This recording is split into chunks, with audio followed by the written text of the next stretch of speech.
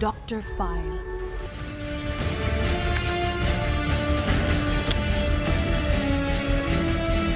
Muy buenas noches, queridos amigos, bienvenidos. Día viernes y estamos ya junto a Cristian Contreras, Dr. File, en nuestro programa. Gusto de saludarte, Cristian, y tenerte acá nuevamente. Igualmente estar contigo, Eduardo, con todo el equipo y con los amigos y amigas allá al otro lado de la orilla, porque hoy día nos convoca, tú sabes bien, una alerta sanitaria mundial a propósito de toda la epidemia del coronavirus, donde confluyen tres elementos que siempre es bueno ponerlos en la mesa para partir.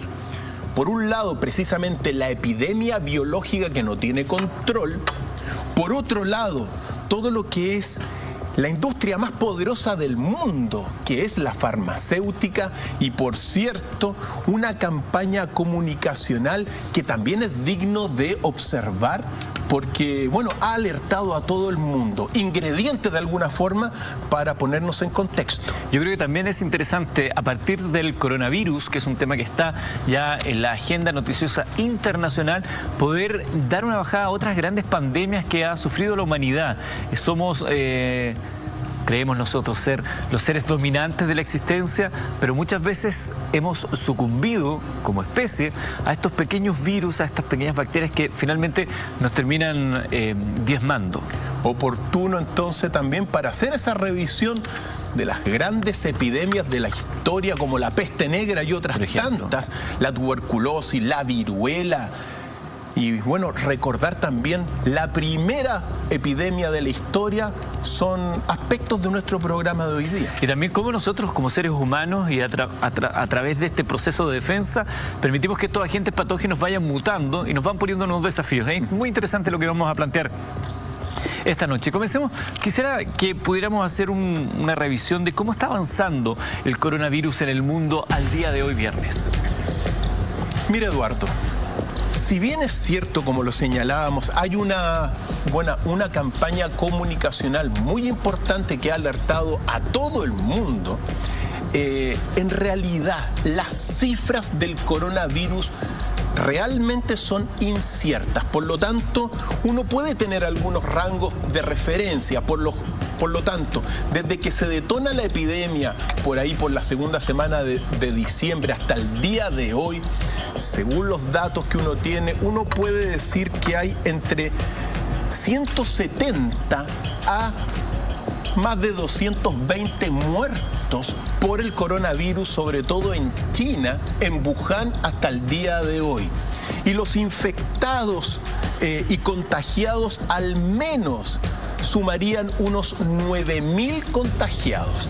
Pero eso solamente para partir, Eduardo, porque no se sabe a ciencia cierta realmente cuáles son el número real de víctimas y la magnitud. Pensemos también que el coronavirus, por ejemplo, solamente el día miércoles mató a 39 personas y se dice que cada 3 días está prácticamente duplicando la población de contagios. Por lo tanto, sea lo que ocurra, ¿ya?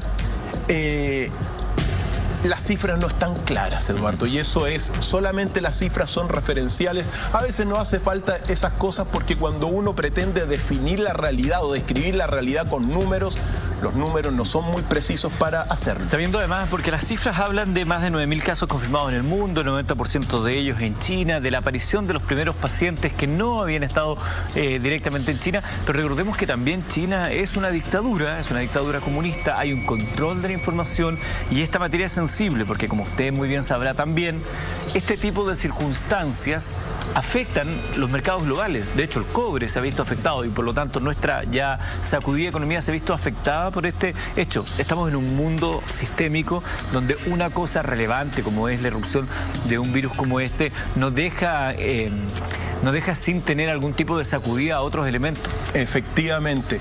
Ahora, importante señalarlo también como elemento introductorio, que la Organización Mundial de la Salud, a través de su director general, Tedros Adhanom, llamó y ya hizo, digamos, un comunicado alertando, particularmente declaró alerta mundial sanitaria.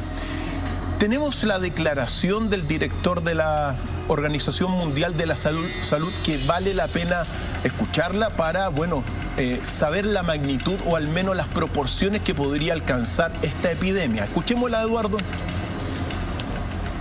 Over the global outbreak of novel coronavirus, the main reason for this declaration is not because of what is happening in China, but because of what is happening in other countries.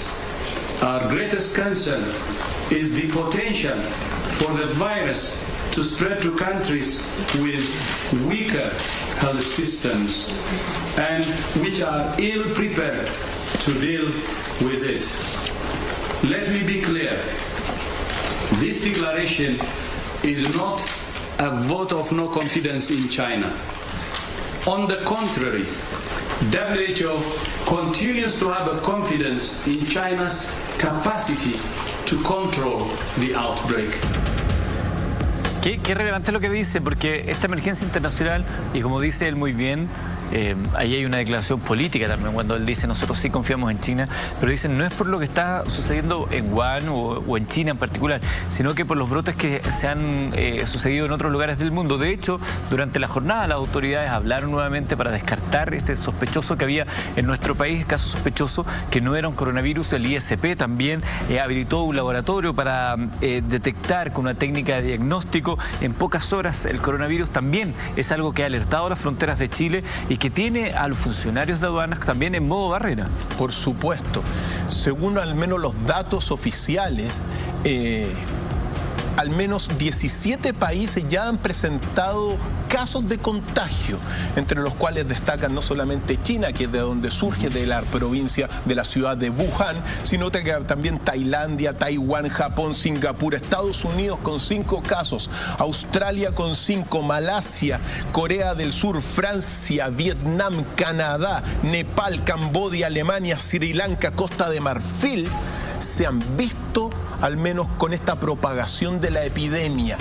Tenemos también, por cierto, se elaboró un mapa en tiempo real de los países que han estado siendo víctimas de estos contagios. Veámoslo y vamos conversando porque es al menos información en tiempo real de los contagios a partir de este Ahí está. Coronavirus existe. La primera columna tiene el total de confirmados, 9.776, el total de muertes, 213 hasta ahora, y al lado tiene otra cifra que es las personas que se han recuperado, solamente 187, por eso mira, están relevante, 187 de los 9.776 ya han podido ser considerados que se han recuperado. 213 de prácticamente 10.000 casos, podría ser una cifra baja si uno lo quisiera ver.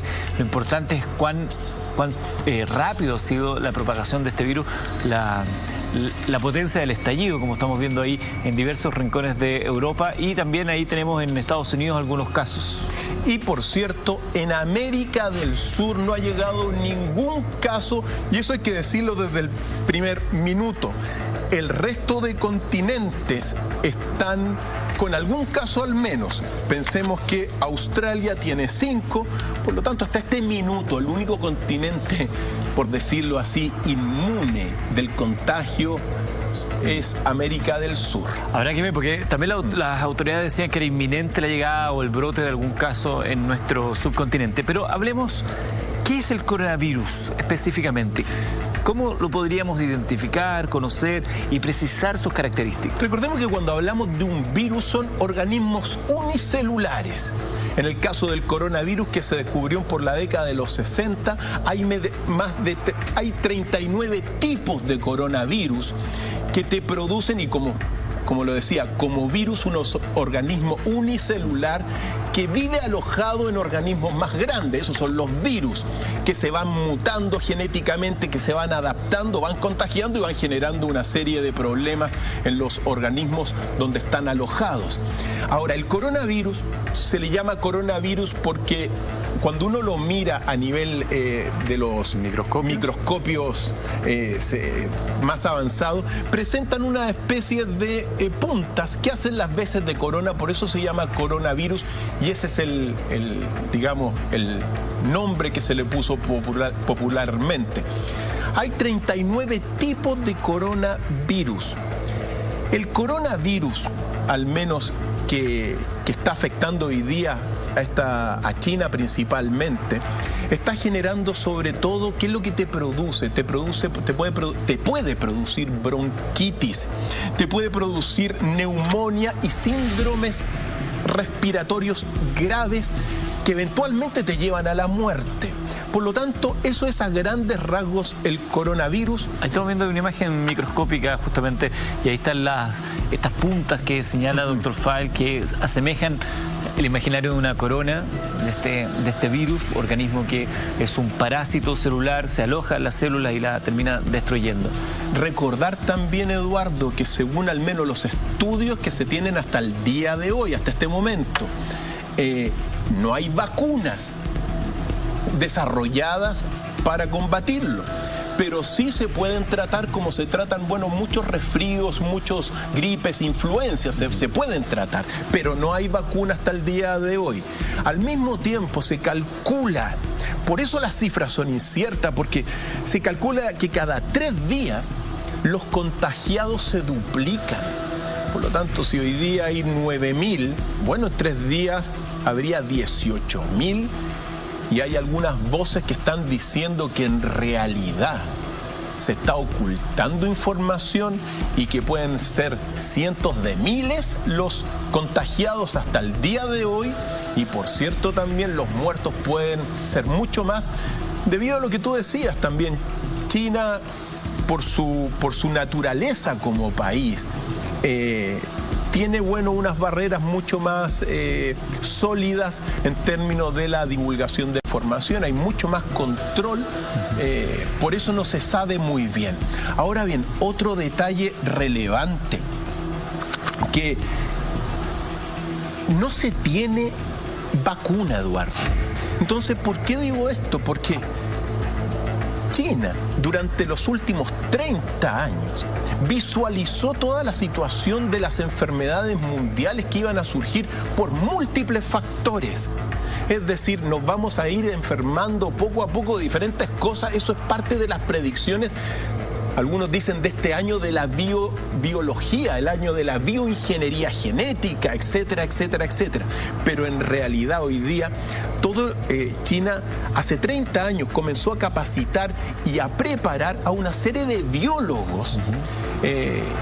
Y bueno, los formó como doctores para poder determinar, digamos, este tipo, y para poder estar, digamos, bien preparados para este tipo de brotes de epidemia. Por lo tanto, hoy día están de cabeza los científicos investigando cuál es la cepa para buscar. En diversos rincones del planeta, dicho sea de paso, no solamente el Instituto Pasteur, entre otros, también están trabajando. Por supuesto que sí, entonces están de cabeza los investigadores. Esta irrupción, digo irrupción porque ya sabemos que el coronavirus se conoce desde hace mucho tiempo antes, ¿está vinculada desde alguna perspectiva con el SARS, este síndrome agudo respiratorio severo que costó la vida a 700 y tantas personas hace algunos años? Mira, uno no lo podría vincular directamente mientras no estén los datos científicos puestos ahí en la mesa. No hay estudios, pero cuando uno ve, por ejemplo, que el coronavirus te puede arrojar estos problemas respiratorios agudos o graves que te llevan a una muerte, etcétera,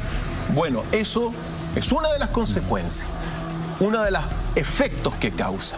Pero habría que ver el origen, porque la información oficial es que no se sabe exactamente cómo, digamos, el origen de este coronavirus, que es una de las 39 especies de coronavirus. Solo sabemos que fue Wuhan, esa es como la pregunta, ¿no? ¿Dónde se inicia el brote original de este coronavirus? Claro, ahora uno tiene que decir que lo que se ha propuesto es que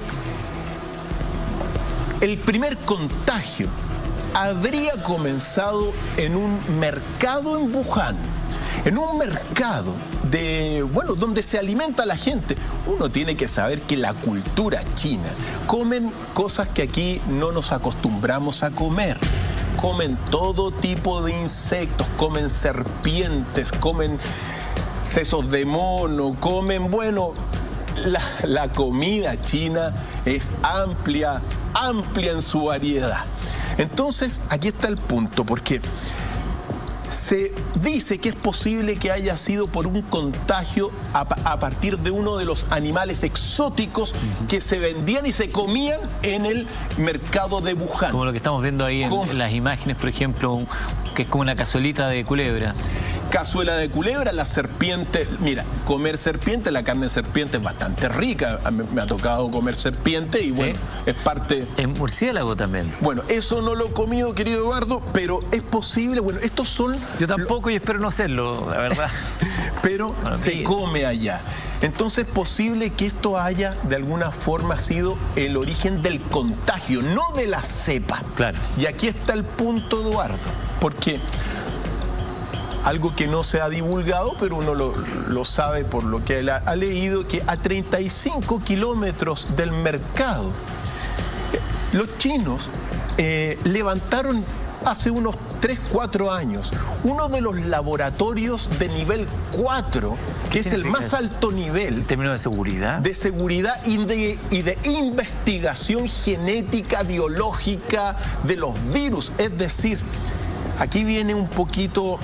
los temores de mucha gente, porque en estos laboratorios, que no son muchos en el mundo, bueno, se experimentan con combinaciones genéticas, se está, mira, investigando todo lo que son los ADN, no solamente de los humanos, de los animales. Entonces hay un desarrollo de la bioingeniería genética a tal grado que es posible que muchos de estos virus nuevos que salgan hayan tenido su casa inicial en estos laboratorios, Eduardo. Uno no los puede descartar porque, si bien es cierto, los virus mutan, bueno, pero los experimentos de mutaciones, de intervenciones genéticas, lo hacen en estos laboratorios. Por lo tanto, a 35 kilómetros nomás de donde se habría producido el contagio, está uno de estos laboratorios más avanzados del mundo, nivel 4 dentro de los parámetros, el más alto,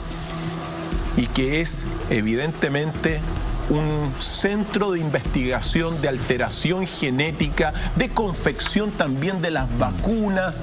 Entonces, son, bueno, parte de todo lo que ha ocurrido, Eduardo. Por ejemplo, el ébola. Hay antecedentes que te dicen que el ébola en su momento dado fue, bueno, confeccionado artificialmente. Por lo tanto, llegado este minuto del desarrollo de la industria farmacéutica y de los laboratorios de investigación, uno no puede decir, uno tiene que poner estos antecedentes en la mesa. A mí me pasa algo, está una reflexión que debería quedar respecto a la alimentación. Por ejemplo, veíamos las imágenes, comían serpientes, comían murciélagos, perros en otros lugares, no sé. Y uno dice, pero ¿cómo esta gente, qué clase de retraso cultural tienen que comer eso? Y tiene que ver netamente con lo cultural. Si usted pusiera a un ciudadano indio acá y nos ve comiendo vaca, también lo va a considerar que es un despropósito. Dicho eso, como para entender que las cosas no son buenas ni malas, lo bueno y lo malo es una etiqueta que ponemos los seres humanos, son cosas que ocurren y que tienen que ver con los desarrollos culturales, con muchas cosas que van más allá de lo que uno podría pensar desde su perspectiva occidental. Lo cierto es que ellos llevan cientos de años alimentándose de esto. Y en esos cientos de años entenderán los riesgos que lleva consumir algunos productos. Como por ejemplo acá en Occidente hemos aprendido los riesgos que tiene consumir carne de cerdo cruda, por ejemplo. Porque podemos tomar algunos parásitos y nos pueden enfermar. Por eso la carne de cerdo procuramos cocerla muy bien. Lo mismo con algunos peces, etc. Entonces digo, habrá sido una despreocupación, una desprolijidad de lo que ya vienen haciendo, porque si esto lo viene haciendo hace tantos años, porque no surgió antes, o efectivamente se podrían dar otros factores. Lo cierto, Eduardo, es que no sabemos. Esa es la realidad. no se sabe exactamente cuál es el origen. Y como tú lo dijiste muy bien, bueno, las culturas orientales y otras culturas también, su alimentación ha sido históricamente así. Pero uno tiene que, en el momento actual, ponerle ciertos ingredientes a todo el escenario de Wuhan en este caso, no solamente con este laboratorio de experimentación científica y biológica a 35 kilómetros del mercado, sino que también hoy día se están dando a nivel ambiental, Eduardo, una serie de cambios que tienen relación con todo lo que es la contaminación del medio ambiente. Es decir, factores ambientales que pueden ser factores que te potencien las infecciones, así como los hábitos de vida de las personas, entre otros temas que pueden dar un escenario para esta infección mucho más adecuado. Estamos hablando del coronavirus, hablaremos de...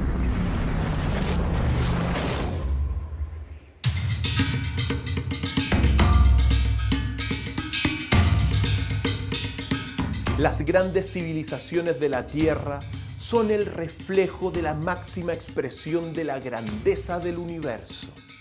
En la Escuela de las Culturas conoceremos nuestra dimensión cultural, a los grandes creadores de civilización y también los aspectos fundamentales de las civilizaciones que han marcado la historia de la humanidad dentro del gran plan cósmico.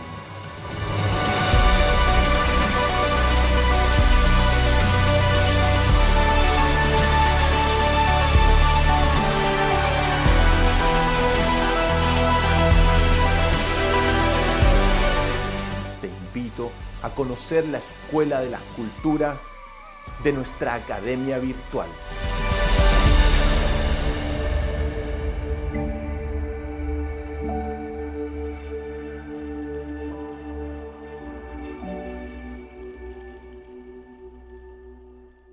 El coronavirus, ¿cuáles son los medios de transmisión?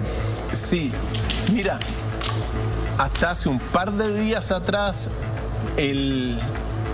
la versión oficial era que no se tenía mucha claridad, pero que se suponía que era como se transmite un virus, por ejemplo, de la influenza, es decir, por vía oral principalmente, claro. ¿Ya? Que te pueden entrar no solamente por la nariz, por la boca, un contagio aéreo en ese sentido, sino que se estaba estudiando que también podría llegar a ser a través ¿contacto? De objetos inanimados. Lo cierto es que parece que en este caso ha avanzado mucho la información en estos 2 últimos días. Es posible que sean los 2 tipos de contagio, vía aérea y vía por contacto inanimado. Las consecuencias y los efectos, por ejemplo, te puede causar, como lo señalamos hace unos minutos, problemas de índole respiratorio graves. Problemas de tipo de bronquitis y, por cierto, la infección de los pulmones, neumonía al fin y al cabo. Esos son los síntomas que te pueden llevar a la muerte en este caso. Ahora bien, si bien es cierto, esto ya está declarado una alarma mundial por este caso, por el coronavirus, mira, no hay que olvidar también datos importantes. Por ejemplo, en el año solo en Estados Unidos mueren 60.000 personas por influenza. Solo en Estados Unidos y por esa causa. Entonces, claro, estamos viendo ahora que hay una epidemia, pero también uno tiene que ponerla en el contexto. Es decir, hay problemas de salud, por cierto.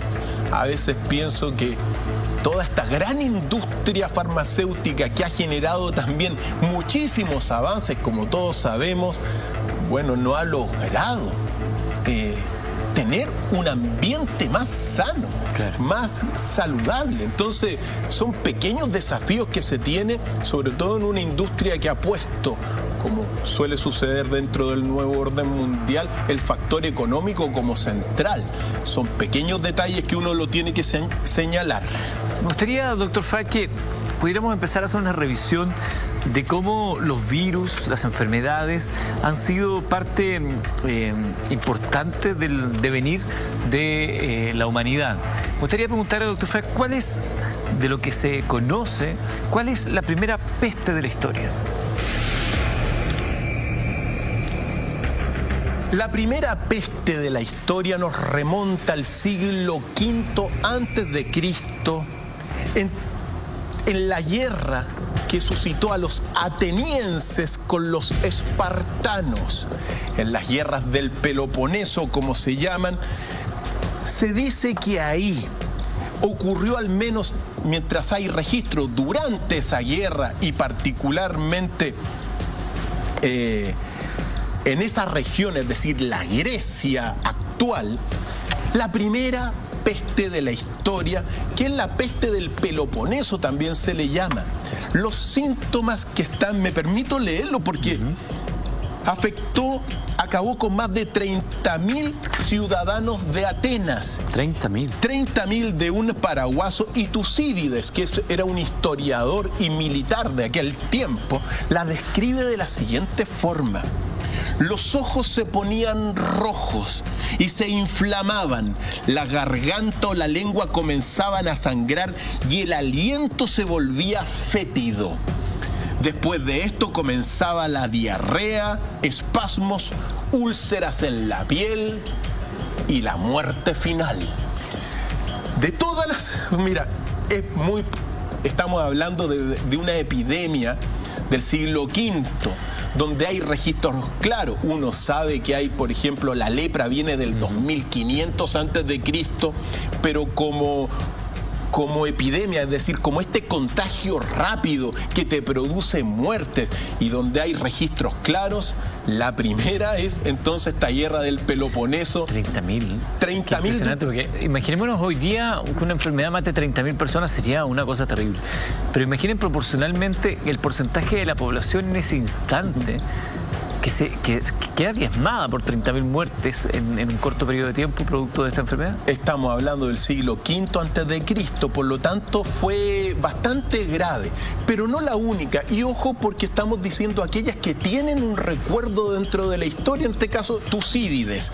Pero en el año 165 después de Cristo ocurre la plaga de Galeno, que mataba a 5.000 personas por día. ¿La de Galeno es la misma de Antonina?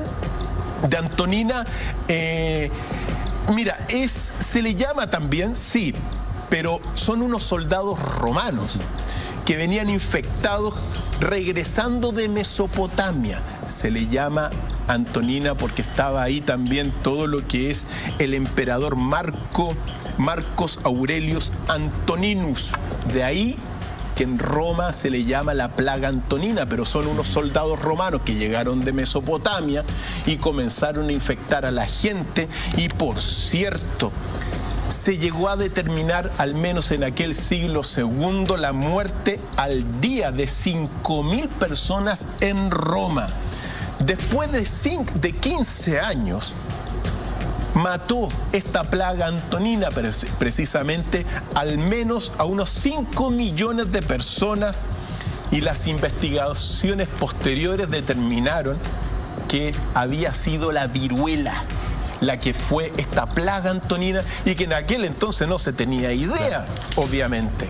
Por lo tanto, plaga devastadora para Roma en el siglo II, muy grave. Estamos revisando junto a Dr. File esta noche plagas, enfermedades, así como estamos ahora enfrentando este coronavirus, que han traído la muerte por millares de casos a la humanidad. Pero hay más. Sí, y cuando uno comienza a observar, claro, esta alerta mundial actual, y comenzamos a hacer esta revisión de la historia, puede parecer lo que está ocurriendo ahora una sobreexageración para los millones de muertos que han causado la epidemia, pero hay que estar alerta. Ahora, como decía, las primeras plagas registradas son estas epidemias. Hay una tercera que siempre vale la pena recordarla, que es la plaga justiniana, que ocurrió en el siglo VI durante, se centró en todo lo que es el Imperio Bizantino. Y por cierto, el emperador de aquel tiempo que se llamaba Justiniano I. Se cuenta que mataba 10.000 personas por día. Esos son los registros que 10.000 quedan. personas por día. Devastó en su momento dado el Imperio Bizantino. Y si las investigaciones son las correctas, esto era una especie de peste bubónica, o al menos habría sido la primera peste bubónica de que tiene registro la humanidad en el siglo VI. Es decir, esta peste bubónica muchas veces se te inflaman los ganglios y terminas destruyéndote, terminas pudriéndote prácticamente. Por lo tanto, cuando uno habla evidentemente de las primeras epidemias desde que hay registro, uno puede hablar de esto. Pero no, como dije, hay enfermedades mucho más antiguas, devastadoras, que han matado a lo largo de la historia a millones, como la lepra. De hecho, no son las peores pestes que ha enfrentado la humanidad. Me gustaría que al regreso de la pausa habláramos de las peores pestes que ha enfrentado la humanidad y seguimos haciendo las reflexiones pertinentes a propósito del brote de coronavirus en el mundo entero. Hacemos una pausa y ya regresamos.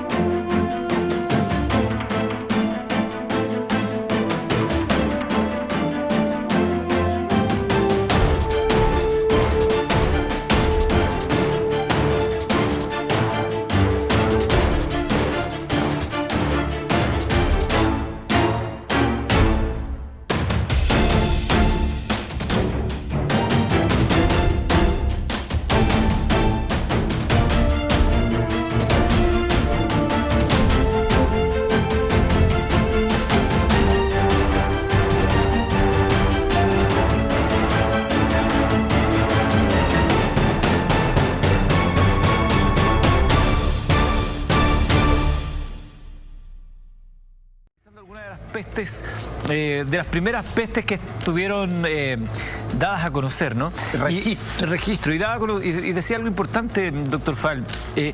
¿Por qué hay tanta alarma por una enfermedad como el coronavirus que no ha llevado a tanta gente a la muerte?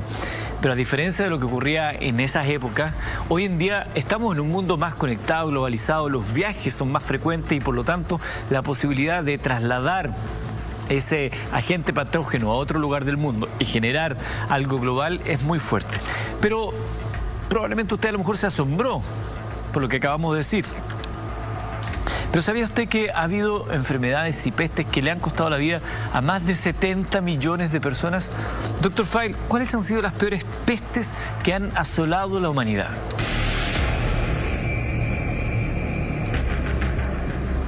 La peor de todas nos remonta al siglo XIV en Europa y al inicio precisamente de la modernidad en Occidente, es decir, a la peste negra. De alguna forma, esta peste causó muchísimas muertes, es una de las que se recuerda como las peores de toda la historia, Eduardo. En términos de cifras de muertos, la población de Europa se devastó en un tercio, es decir, habrían muerto unas 25 millones de personas solo en Europa. Y en el Oriente, es decir, en Asia, le habría costado la vida a 60 millones de personas la peste negra. Pensemos que en aquel entonces, claro, en Europa, en toda Europa habían 75 millones de personas. Y la peste negra prácticamente es, bueno, parte del contexto como se inicia toda la era moderna en Occidente, Eduardo, con una tremenda enfermedad que tiene muchas consecuencias. Pero siempre es bueno recordar el origen, porque la peste negra no se originó en Europa, sino que se originó en el norte de la India. Los mongoles se originan en el norte de la India. Todos los mongoles la van a transmitir hacia el puerto de Crimea. y del puerto de Crimea va a pasar a todo lo que es Messina, Italia. Y desde Messina, Italia, se va a propagar por toda Europa devastándola. No se sabía qué era la peste negra, bueno, no se supo durante mucho tiempo, pero era una combinación de peste neumónica, peste bubónica y también la peste septicémica a partir de una bacteria que se llama Yersinia pestis en todo lo que es Asia. Ese mapa muestra justamente, evidentemente en color negro, las zonas que fueron devastadas por esta peste negra. Efectivamente, pero recordemos, bueno, todo esto viene del norte de la India. Claro. Se determinó que lo llevaban las ratas. Las ratas que iban en los barcos fueron infectadas a través de pulgas. Las pulgas son los vectores que la llevaron finalmente a todo lo que es la población humana. O sea, la pulga es la encargada de traspasar la enfermedad de la rata al ser humano. Efectivamente. Y como te dije, mira, es tan importante recordar la peste negra porque hay ciertos símbolos importantes que uno tiene que recordar, como por ejemplo, antes de la peste negra en toda Europa, en las iglesias la imagen de Cristo era la imagen del Cristo pastor, es decir, uno entraba a una iglesia y no estaba el Cristo crucificado, sino que estaba el Cristo pastor al lado de las ovejitas, etc. Pues bien, fue tan impactante la peste negra que es a partir de este hecho y de esta infección y muerte que va a aparecer la imagen del Cristo crucificado que dura hasta el día de hoy. Se le dio una connotación religiosa como un castigo de Dios. De alguna forma. Y claro, para la iglesia en aquel siglo XIV, bueno, donde comenzaba el Renacimiento, claro, también, estaba terminando toda la época más dura de la Edad Media. Claro, aparece para sintonizarse con las muertes que habían. Mira, los burgos, las ciudades de Europa. En aquel tiempo tú llegabas, estaban muertos por todas partes. Es momento donde aparece en la cristiandad todo lo que son los nigromantes, los taumaturgos, la magia. Es decir, personas que vienen a, por ejemplo, a visualizar a través de la magia futuros posibles, a través de las muertes. Los taumaturgos, los nigromantes, personas que te veneran sobre todo la muerte. Entre otras tantas, es en este momento donde surgen las primeras predicaciones fuera de la iglesia. Antes solamente las predicaciones eran al interior de la Iglesia Católica Apostólica Romana. Pues bien, debido a la peste negra y a toda la desolación de Europa, aparecen los primeros, bueno, de estas personas que vienen a predicar en la calle algo inusitado para todo lo que es la cristiandad. Y al mismo tiempo, la peste negra, señal de la crisis en su momento dado de todo lo que era la medicina medieval. Porque en aquel entonces, Eduardo, sea lo que sea, pero había investigación un poco incipiente, pero en muchos casos se pensaba que las enfermedades eran porque te habías portado mal. Es decir, porque no habías cumplido las leyes divinas, los mandamientos. En consecuencia, más de alguna vez, si tú te enfermabas, quienes tenían la autoridad eran los sacerdotes. Y el sacerdote, en vez de verte toda la enfermedad como a partir de elementos físicos, te mandaba a rezar un Padre Nuestro. Bueno, se moría la gente al fin y al cabo porque sabemos que ahora tienen las bacterias, claro, los virus son los causantes de todas estas enfermedades. Entonces, señal también la peste negra del colapso de un tipo de medicina y el inicio al mismo tiempo de todo lo que va a ser la investigación propiamente en el humano.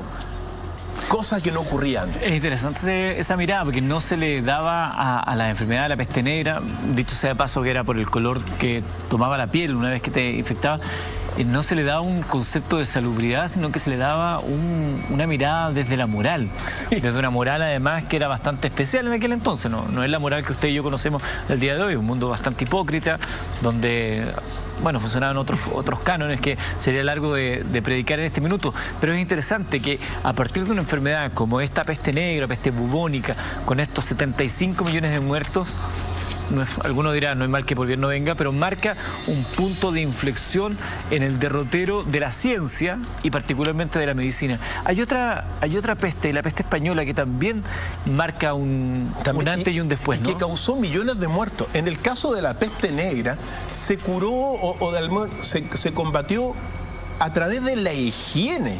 Es decir, imagínate cómo eran aquellos tiempos, todos llenos de pulgas por todas partes, las ratas por todas partes, por los burgos. Bueno, acuérdate que en aquellos tiempos no habían baños propiamente tal en las casas como hoy día existen. Los baños en las casas son de finales del siglo XIX.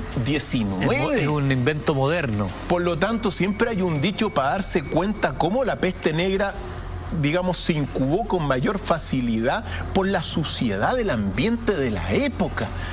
Alguna vez cuando se hacían las necesidades adentro de la casa, uno las dejaba en un bol y de repente abrían la ventana y era típico decir en aquel entonces, va el agua, y el agua eran todos los desperdicios humanos. Entonces era muy sucio el ambiente y se curó de alguna forma con la higiene. De hecho, perdón, doctor Fadel, de ahí viene la creencia popular de por qué supuestamente cuando uno camina con su pareja por la calle, el hombre debe ir hacia afuera y la mujer hacia adentro, porque el hombre debía varonilmente ponerse a disposición de que si lanzaban el agua, le cayera a él y no a la dama en cuestión. Mira, aquí estamos viendo imágenes de los enfermos y contagiados por la gripe española, que nos remonta al año 1918 y que, piensa tú, hace un siglo le habría causado la muerte entre 50 a 100 millones de personas. Se le llama gripe española, por cierto, porque de alguna forma en aquel entonces España no estaba en la Primera Guerra Mundial. Y bueno, se registraron muchos muertos por la gripe española en ese país, pero el origen de la gripe española está en Fort Ridley, Estados Unidos, en Kansas. Es ahí donde surge la gripe española y después se fue diseminando por diferentes partes del mundo, llegando, por cierto, a Europa y anclándose con mucha seguridad en todo lo que es España. La devastación, estamos hablando de que a lo largo de los años, 1/3 de la población mundial de la época, hace 100 años, bueno, se vio infectada por la gripe española. 1/3 de la población española. ¿Cuántos serán? Y se le llama española sobre todo, Eduardo, porque España, como no estaba en la guerra, no censuró la información sobre la gripe. Pero todos los países en guerra, tú sabes que cuando hay guerra, la prensa se transforma en propaganda. Entonces, de alguna forma, nadie supuestamente tuvo gripe española oficialmente en los países en guerra. Pero, sin embargo, fue devastadora, Eduardo. Mil millones, estoy así sacando un cálculo a la rápida, ¿no? Si era 1/3 de la población de aquel entonces, comienzo del siglo pasado, época de la Primera Guerra, 1.000 millones de personas contagiadas. Más o menos, mira, pensemos que en el año 1750 la humanidad tenía 800 millones de personas y hoy tiene 7.000 millones de personas. Es decir, en 250 años se aumentó muchísimo la población mundial, que por cierto también, Eduardo, como lo vamos a ver, este hacinamiento de las grandes ciudades también, digamos, es un escenario muchas veces adecuado para la propagación de las grandes pestes de la historia. Devastación.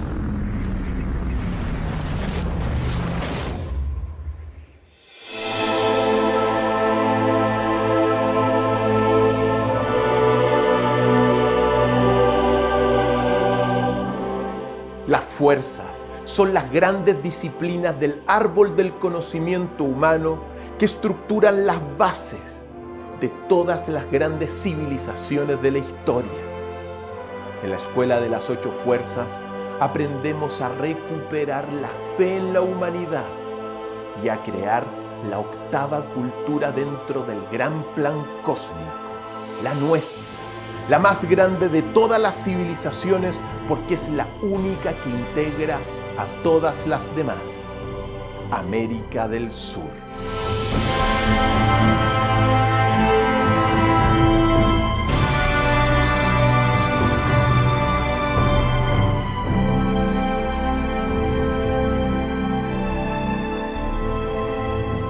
Te invito a conocer la Escuela de las 8 Fuerzas de nuestra Academia Virtual.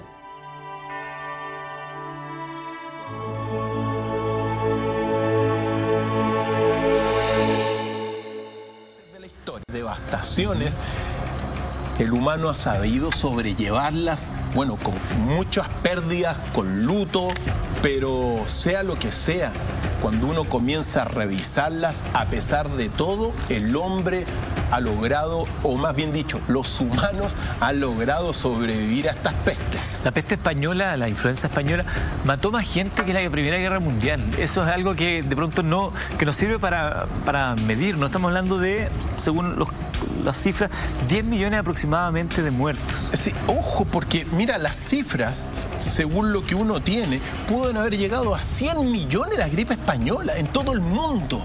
La llamada gripe española. 100 millones de personas, eso equivale a más muertos que la Primera y Segunda Guerra Mundial juntos. Ahí estamos viendo en rojo las zonas donde la gripe española ocasionó estragos. Ahí podemos ver claramente todas las zonas de Europa, evidentemente, Asia, incluso en África, evidentemente, y también con presencia en nuestro continente, Centroamérica, parte del norte de Sudamérica, donde también hubo muertes por esta peste española. Evidentemente. Y bueno, son las grandes pestes. Hay otra que vale la pena recordar, Eduardo, que afectó al mundo también y particularmente a España entre el siglo XIX y siglo XX, que es toda la epidemia de cólera.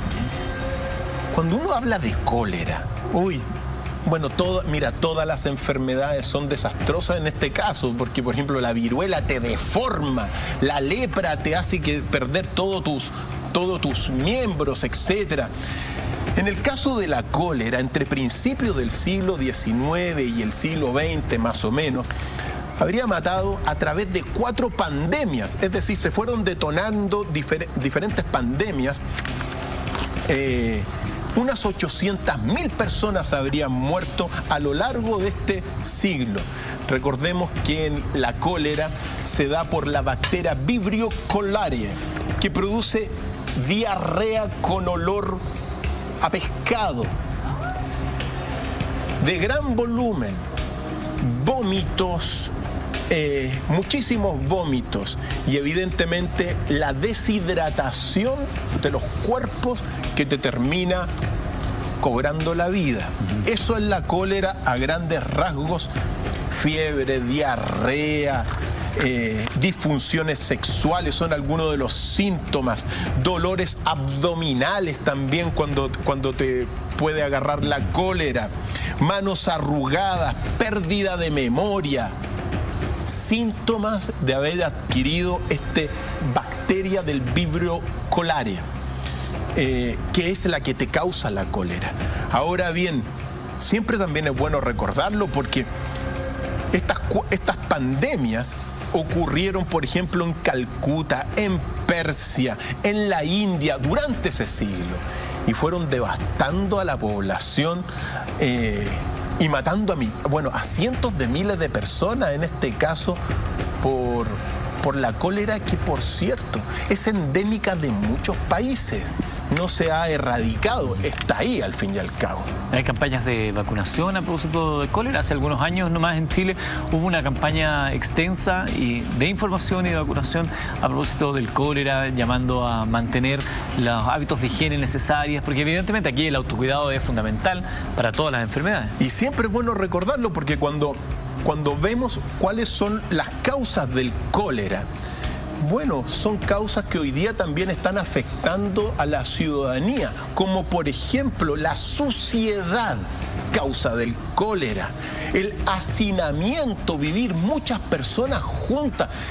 ¿Por qué esto es grave? Porque, claro, cuando comienzan a desarrollarse todas estas grandes ciudades, también se da muchísimo hacinamiento.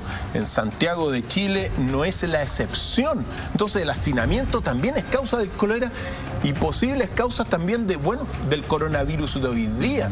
También las guerras, el agua contaminada. Hoy día estamos con un problema de sequía en muchas partes del mundo. Bueno, hay que tener muchísimo cuidado con el agua que se toma, porque, bueno, se puede contaminar.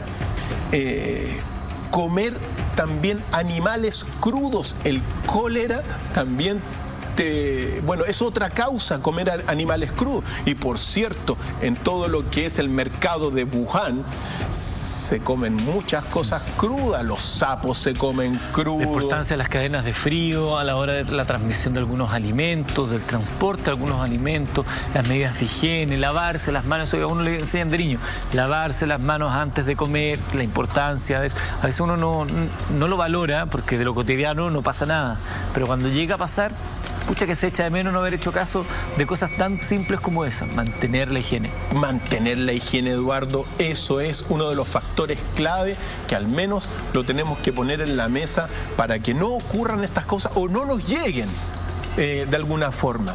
Sin embargo, las circunstancias ambientales están promoviendo esto, el hacinamiento, y ojo también con todo lo que es la contaminación atmosférica. A veces, acuérdate, se transmiten por el aire.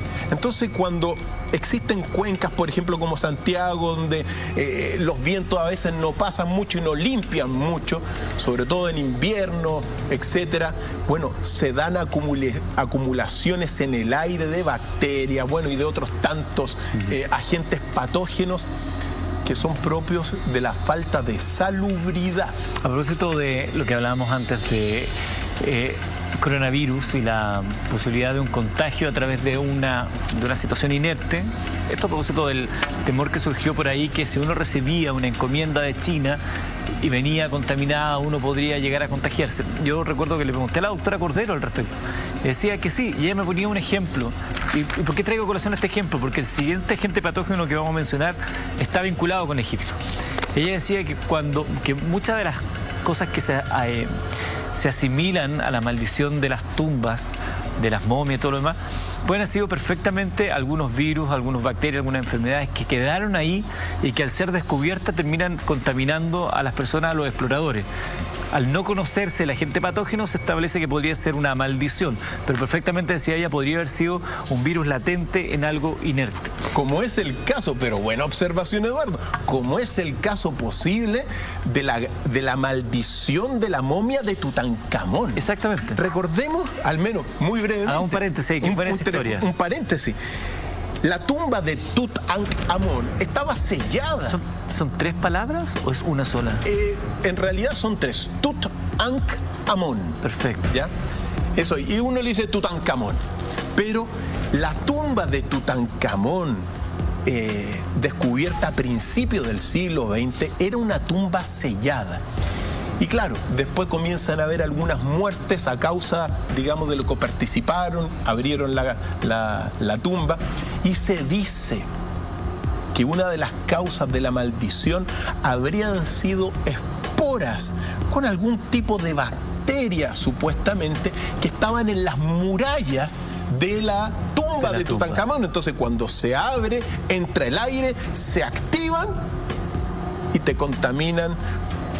Bueno, porque Lord Carnarvon, que fue el que financió, parece que se rompió un poco al afeitarse, se le infectó la herida y le cobró la muerte. Entonces, bueno, cosas que siempre es bueno ponerla. Lo traía a colación porque me gustaría que habláramos de la viruela, y la viruela tiene un origen en Egipto hace, ¿cuánto? 3.000 años, ¿no? Mira, las imágenes que vamos a ver ahora, Eduardo, una advertencia, son imágenes fuertes, porque lo que pasa con la viruela te deforma, Eduardo, ¿ya? Así que mucha atención, pero bueno, es bueno saberlo para los efectos de lo que estamos hablando.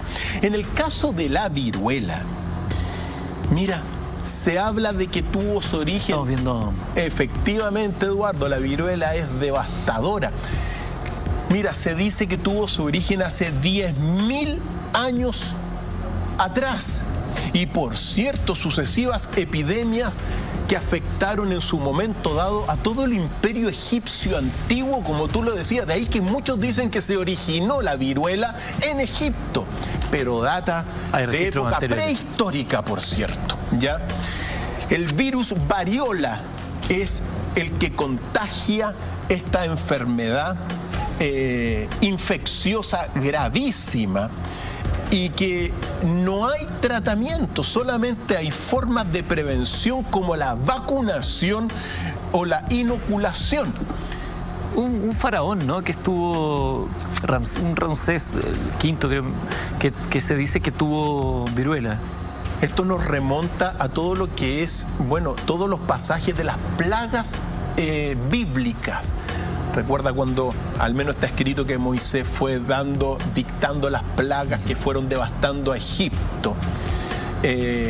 Bueno, una de las plagas fue precisamente que al faraón le empezaron a salir una serie de protuberancias que se asociaron con la plaga, en este caso de la viruela. Por lo tanto, al menos queda registro en los textos bíblicos, dentro del género bíblico, que hay que determinarlo ahí, este rasgo que habría afectado a este faraón, que era un Ramsés, pero no era Ramsés II, no, que es el gran Ramsés. El gran Ramsés, el constructor de Egipto. Solo otro paréntesis a propósito de lo que estamos hablando, que es apasionante el tema. Una de las plagas de ese pasaje bíblico eran las langostas. Y días atrás ha sido noticia la plaga de langostas que está asolando algún rincón del planeta. Y mostraban las imágenes de esta langosta, la facilidad que tiene para reproducirse y el grave daño que causa las cosechas. Hoy, en el mundo de hoy, no en el mundo bíblico de ayer. Eduardo, si uno toma realmente hoy día las plagas bíblicas, todas se están cumpliendo hoy día, Eduardo. Todas las plagas bíblicas. Por lo tanto, para muchos, todo lo que está ocurriendo hoy día a partir de este brote del coronavirus es parte de un escenario, aunque no les guste a muchas personas escuchar la palabra, un escenario apocalíptico del fin de los tiempos bajo los códigos del género bíblico. Por lo tanto, mira, ríos de sangre, plagas de langosta, en este caso digamos el coronavirus, es decir, hay un ambiente muy delicado, Eduardo, es parte de lo que se está viviendo, una situación medioambiental muy grave. La viruela también tiene que ver, doctor Fay, con el decaimiento, el declive del Imperio Azteca. Eduardo, aquí entramos en materias importantísimas que señalar. De la viruela y del decaimiento del Imperio Azteca. Por supuesto, y esto nos introduce al menos un par de minutos en todo lo que son las armas biológicas, Eduardo. La viruela, y uno tiene que decirlo con claridad, cuando llegaron los españoles, mira, una de las cosas que hicieron los españoles para devastar a los imperios y culturas que habían acá, hasta lo hicieron con los araucanos, fue lanzarles a las poblaciones de nuestros pueblos originarios personas infectadas con, bueno, virus y bacterias que venían de Europa. Es el caso de la viruela. Cuando uno habla de lo que era el mundo de todo México antes de la llegada de los españoles, habían alrededor de unas 26 millones de personas y al cabo de un siglo quedaba 1 millón. Es verdad que la Inquisición torturó, asesinó, mató, es decir, los españoles pasaron con las armas, pero quizá lo que más devastó a la población de nuestros pueblos originarios fue precisamente lo que uno puede llamar guerra bacteriológica, lanzándole enfermos de viruela. En el caso de Chile, fue Pedro de Valdivia también, Eduardo, quien al ver cómo se comportaron y cómo hicieron resistencia a los araucanos del Biobío, bueno, cuando llegaba no solamente hacía de las suyas o hizo de las suyas, sino que también le tiraba enfermos de viruela. enfermos de diferentes enfermedades en una guerra bacteriológica, que es un elemento importante que poner aquí y ahora, porque es parte de todo lo que es un mundo en guerra. Así como hay un departamento de armas geológicas, hay un departamento en todas las grandes potencias mundiales de armas biológicas. Hacemos una pausa muy breve, la última pausa de la noche, y regresamos junto a Dr. File y este interesante tema en Mentiras Verdaderas.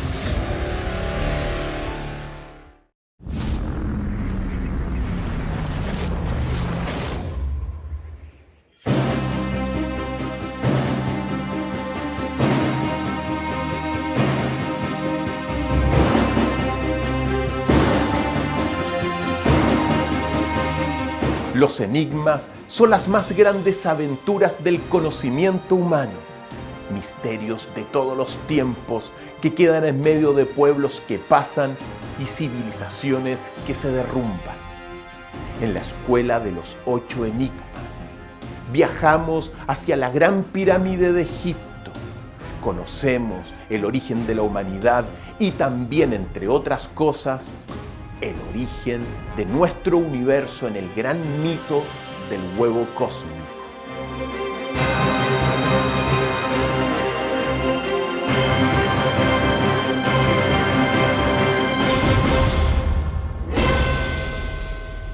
Para desentrañar estos grandes enigmas, la clave es ampliar nuestra visión del universo. Te invito a conocer los 8 grandes enigmas en nuestra academia virtual.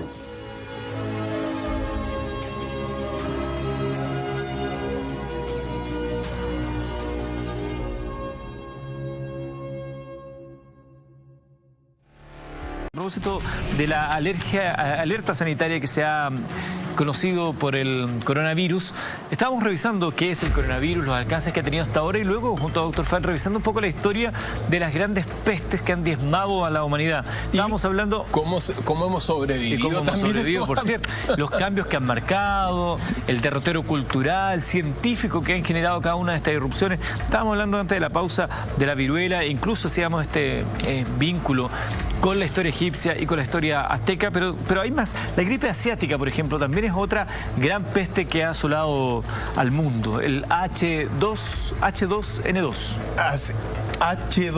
H1N1, ese es del año 2009. Esa fue la última, claro. Sí, la porcina, que también se le llamaba porque se transmitía, por la carne de los cerdos principalmente. Mira, durante el último tiempo, Eduardo, hemos visto el surgimiento precisamente de algunas de estas pandemias y epidemias que han asustado muchísimo. No solamente sino que también está el síndrome de las vacas locas, que en el año 1990 mató a 150 personas, al menos desde lo que hay. ¿A qué quiero llegar con esto? Porque después viene la gripe aviar entre el año 2003, que mató a 250 personas. La influenza H1N1 mató a 19.000 personas. Y por cierto, el ébola entre el año 2014 y 2016 le costó la vida al menos a unas 11.300 personas. ¿Por qué te digo esto, Eduardo? Porque si bien es cierto, estos últimos casos, como el que tú acabas de mencionar, han generado un revuelo mediático mundial, al mismo tiempo, y cuando uno está revisando la historia, uno puede decir que, no han sido tan altos los costos como en otras ocasiones. No hay que descartar también y ponerlo en la mesa todo lo que ha sido el problema del SIDA desde 1980, cuando surge, hasta el día de hoy, porque mira, las cifras también no reflejan la realidad, pero unos dicen que ha matado a más de 85 millones de personas el SIDA desde aquel tiempo, otros dicen que son 50 millones y los más optimistas son que son 25 millones de personas por el SIDA. Sin embargo, ahora están disminuyendo porque hay un tratamiento que ha tenido mayor efecto, pero al mismo tiempo políticas de salud que hay que siempre estar muy atenta. La industria más normada del mundo hoy es la farmacéutica, la industria de los medicamentos. La más normada. La más normada que existe. Una de las más millonarias también. La más poderosa, la más millonaria del mundo es la farmacéutica. Después viene la de las armas. Por lo tanto, estamos viendo un escenario donde, si bien es cierto, es delicado, el SIDA, las muertes están ahí, pero todos estos últimos casos, el ébola, el dengue también, causan muchísimas muertes, pero al mismo tiempo no han sido tan devastadoras como antes. Lo que demuestra el avance científico, además, doctor Fay, lo veíamos hace un rato a propósito de una de estas pestes, cómo había cambiado el concepto y el desarrollo de la medicina desde otra perspectiva, ya no desde la moral judío-cristiana, sino que desde la ciencia. Y yo creo que también esa es una de las principales barreras que tenemos hoy en día. Bueno, el mismo caso de que mencionábamos del coronavirus, hay importantes laboratorios ya que están trabajando en poder desarrollar una vacuna, una forma de combatir esta enfermedad, cuestión que antes no existía, además donde todo se combatía desde el temor. Entonces eso es la gran diferencia hoy en día también y que explica la baja cantidad de muertos. Muy importante, Eduardo, porque hoy día, al menos después de esta pequeña revisión que hicimos de las peores pestes, uno tiene que decir que la alarma es real, ¿ya? El origen desconocido del coronavirus, cómo se infectan las personas o de dónde surgió el primer brote, desconocido. Uno puede erradicar, digamos, hoy día todas las posibles orígenes están puestas sobre la mesa, desde un origen natural por una mutación del virus, claro, más o menos debido al ambiente, hasta uno no puede descartar todo lo que es el bioterrorismo y las armas biológicas también. Pero lo relevante es que hoy día están de cabeza los investigadores, sobre todo en China, para poder sobrellevar este brote epidémico. Según todo lo que se ha dicho oficialmente, China ha respondido correctamente a este brote, cosa que no ocurrió con la gripe de 1957, que es la que conversábamos recién. La gripe que afectó a China en su momento dado no tuvo las políticas que hoy día está teniendo.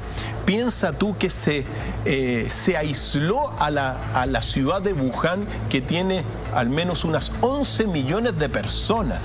Entonces hay todo medidas para contrarrestar que están teniendo efecto.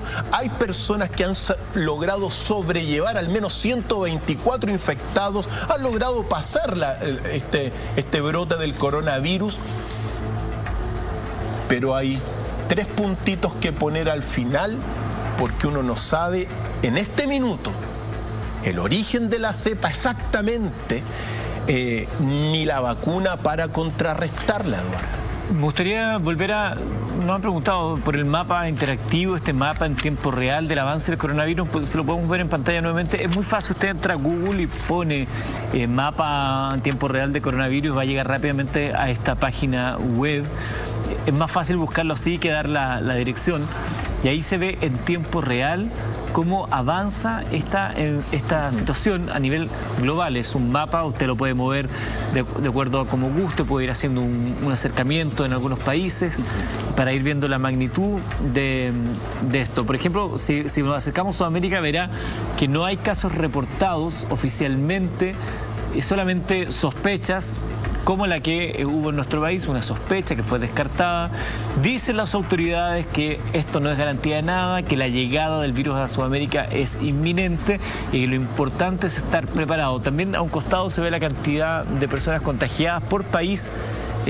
China, que es el que tiene mayor cantidad de contagios, 9.600, luego Tailandia, Hong Kong, Japón, Singapur, Australia, Taiwán, etcétera, etcétera. Por eso, Eduardo, es muy importante para todos los amigos y amigas que están allá al otro lado de la orilla, primero que nada, informarse bien.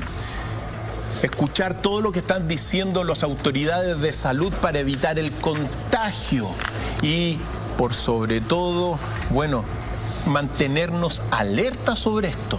Datos relevantes, muchos de los que han muerto, de esos más de entre 170 a 220 muertos que se registran hoy día por el coronavirus, bueno, muchos al parecer han fallecido por neumonía, por la infección de los pulmones. Pero decir lo siguiente, Eduardo, en el mundo, según las cifras solo del año 2017, 2.600.000 personas mueren por neumonía al año. 2.600.000. Por lo tanto, claro, es parte de un escenario mucho más grave y donde al menos los muertos de neumonía, 1/3 son niños. Datos para tenerlo en cuenta y para sobrellevar todo lo que está ocurriendo a nivel de la epidemia del coronavirus. Si empezamos a reflexionar sobre la cantidad de muertos por diversos factores, accidentes de tránsito, alcohol, droga, las cifras son mucho más terroríficas que las que puede dar el coronavirus, pero hay que estar siempre alerta y estar muy atento. Muchas gracias, doctor File, por acompañarnos el día de hoy. A usted un saludo grande, a sus amigos también de la academia, un gran abrazo. Efectivamente, Eduardo, recordarle a todos los amigos que quieran cultivar la sabiduría y la evolución de la conciencia, www.academiadocfiles.com, y ahí podemos estar juntos y mirar el futuro con mayor esperanza. Solamente decir lo siguiente: el que tenga oídos para oír, que oiga. Y que no cese en su búsqueda el que busca.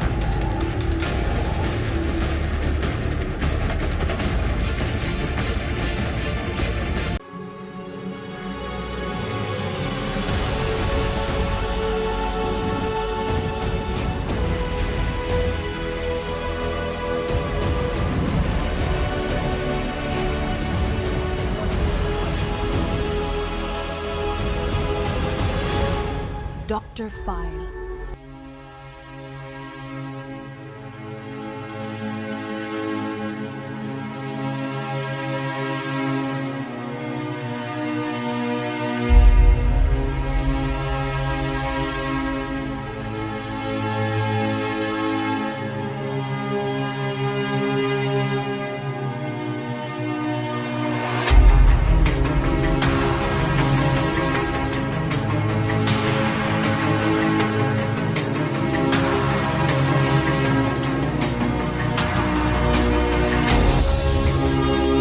La academia busca el cultivo de la sabiduría y la evolución de la conciencia y está compuesta por 4 escuelas: la escuela de los 8 enigmas, la escuela de las 8 culturas, la escuela de las 8 fuerzas y la escuela de los 8 milagros. Las 4 escuelas se relacionan entre sí, al igual que las 8 disciplinas de cada una de ellas.